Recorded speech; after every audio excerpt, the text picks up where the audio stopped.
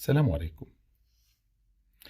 الملتزمة اللي بتصوم وبتصلي وبتلبس حجابها، أو الملتزم اللي أقام الصلاة وآتى الزكاة وأتى بالفروض وابتعد عن الكبائر وأحيا السنة مثلا.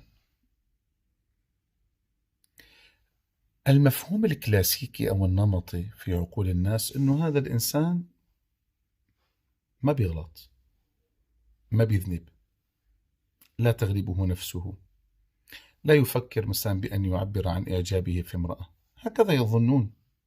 هو الأصل أو الأولى أنه يبتعد. لكن نفرض أنه اقترب من هذا الخطأ، فهل يقال عنه منافق؟ لا. المنافق هو الذي يظهر الإيمان ويبطن الكفر، يظهر المحبة للإسلام وهو يحيك في قلبه أن يقدح في الإسلام، هذا المنافق.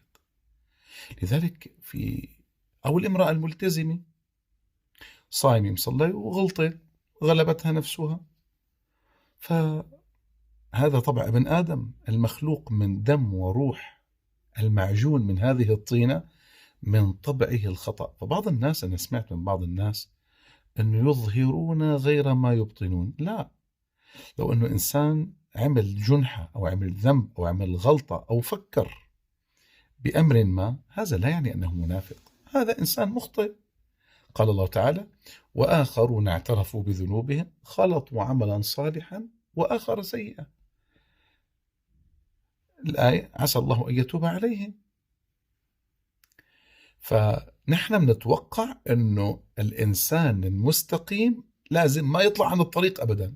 من قال؟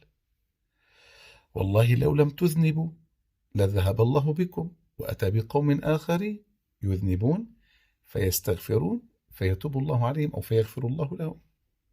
فإذا لا قدسية إلا للمعصوم، وغير المعصوم يصيب ويخطئ. والسلام عليكم ورحمة الله وبركاته.